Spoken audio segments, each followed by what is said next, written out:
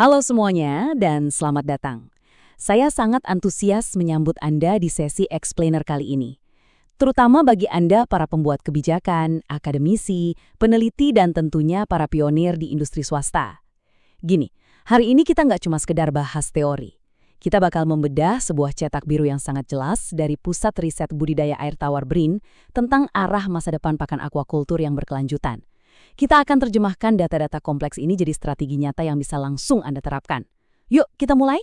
16,87 juta. Yup, angka apa ini? Ini adalah total produksi aquaculture kita di Indonesia pada tahun 2022 lalu dalam satuan ton. Coba bayangkan sejenak betapa masifnya skala ini. Angka ini mewakili 16,87 juta ton atau sekitar 68% dari total produksi perikanan nasional kita. Buat Anda yang ada di pemerintahan atau pelaku bisnis, angka ini jadi bukti nyata bahwa sektor aquaculture bukan sekedar soal ikan. Ini adalah tulang punggung ketahanan pangan kita sekaligus mesin penggerak ekonomi lokal yang luar biasa. Raksasa ini nyata dan dia terus membesar. Untuk navigasi kita hari ini, agendanya cukup padat tapi sangat terarah. Kita mulai dari melihat dua sisi industri aquaculture, lalu solusi pakan 3 pilar, dilanjut membaca radar riset dunia, pemetaan arah riset global, mencari tren dan celah inovasi, sampai akhirnya kita bahas sinergi untuk masa depan. Oke, kita langsung masuk saja ke bagian pertama, dua sisi industri aquaculture. Realitanya, industri ini punya dua sisi yang saling bertolak belakang. Di satu sisi, potensinya sungguh luar biasa. Aquaculture menyumbang sampai 65% dari total konsumsi protein dunia. Itu angka yang fantastis. Tapi, nah ini tapinya, di sisi lain, ancaman lingkungannya juga nggak main-main.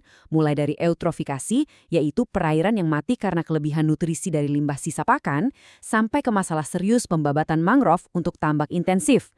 Jadi, pertanyaannya buat para pembuat kebijakan dan pelaku industri, gimana caranya kita menyeimbangkan keuntungan ekonomi yang maksimal dengan kelestarian alam? Ini tantangan terbesar kita saat ini. Lanjut ke bagian kedua, solusi pakan 3 pilar.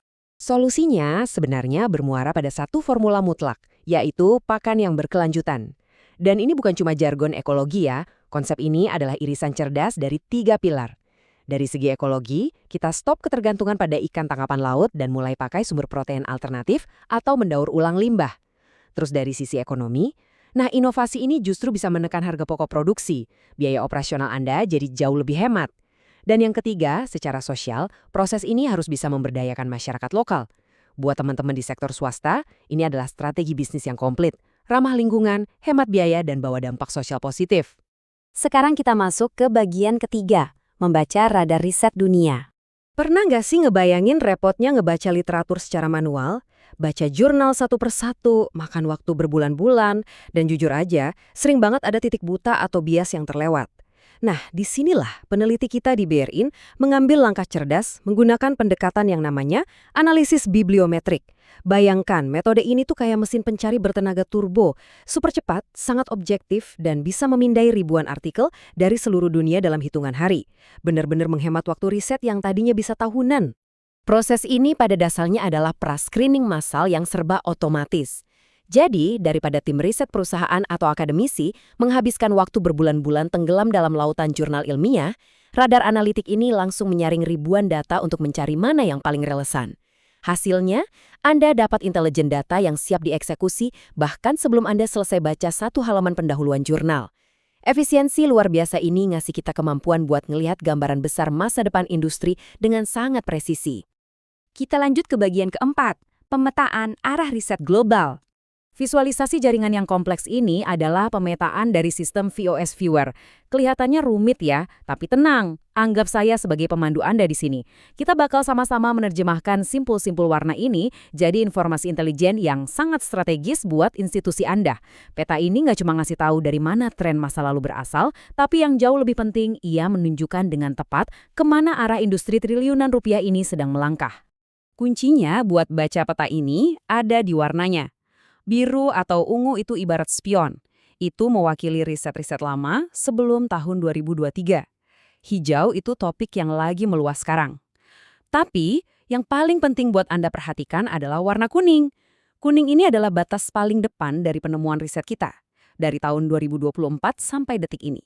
Di area kuning inilah muncul topik kayak pakan fungsional, yaitu pakan yang bikin ikan kebal penyakit, dan bioekonomi sirkuler, yang sukses ngubah limbah jadi sumber ekonomi baru. Buat Bapak Ibu di pemerintahan, ini adalah area regulasi masa depan yang butuh perhatian. Buat yang di swasta, ini target investasi emas Anda. Masuk ke bagian kelima, tren dan celah inovasi. Ini bagian yang menurut saya paling krusial. Coba bayangkan kurva siklus hidup ini. Di dunia akademis atau bisnis, kalau sebuah topik udah terlalu sering diulik, pasti akan sampai di titik jenuh kan? Trennya bakal melandai. Nah, tepat setelah titik jenuh itulah muncul yang namanya celah riset. Celah ini adalah jendela emas yang terbuka sangat lebar. Saat topik lama udah nggak seksi lagi, ruang kosong ini ngasih peluang buat inovasi-inovasi segar yang dampaknya, baik secara finansial maupun lingkungan, bisa sangat luar biasa masif. Kalau kita melihat pemetaan kepadatan riset, rasanya sangat intuitif. Area yang terang benderang berwarna kuning itu ibarat pasar yang udah terlalu padat. Kayak riset tentang performa pertumbuhan standar, udah banyak banget yang main di situ. Nah, sekarang alihkan fokus Anda ke area yang lebih gelap, yang warnanya biru pekat. Di area-area redup inilah harta karun yang sebenarnya bersembunyi. Ini adalah peluang inovasi dan komersial yang masih perawan, yang belum banyak disadari oleh kompetitor Anda di luar sana. Mari kita buat perbandingan simpel. Di satu sisi, kita punya topik jenuh yang kompetisinya udah berdarah-darah. Di sisi lain, kita punya celah riset yang masih segar, seperti pakan fungsional, adaptasi pakan terhadap perubahan iklim, dan nutrisi khusus untuk induk ikan. Pesannya sangat jelas. Buat teman-teman di swasta, fokuskan pengembangan produk dan investasi Anda di area celah riset ini. Buat rekan-rekan akademisi, arahkan energi dan proposal penelitian Anda ke topik-topik ini. Disinilah letak masa depan industri kita.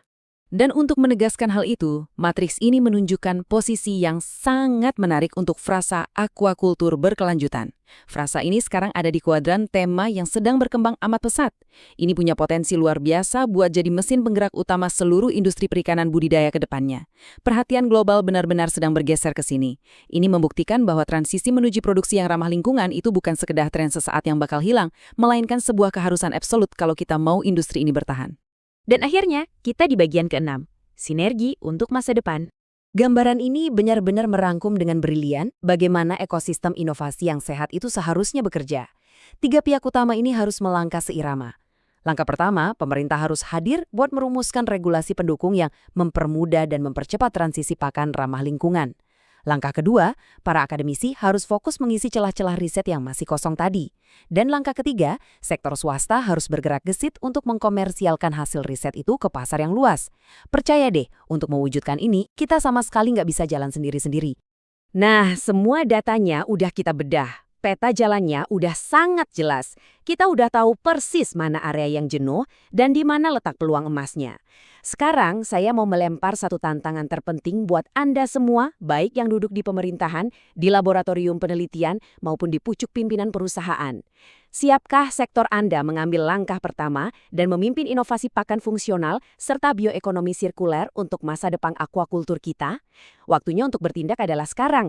Terima kasih banyak sudah menyimak Explainer kali ini. Mari terus berkolaborasi dan sampai jumpa di penjelajahan inovasi berikutnya.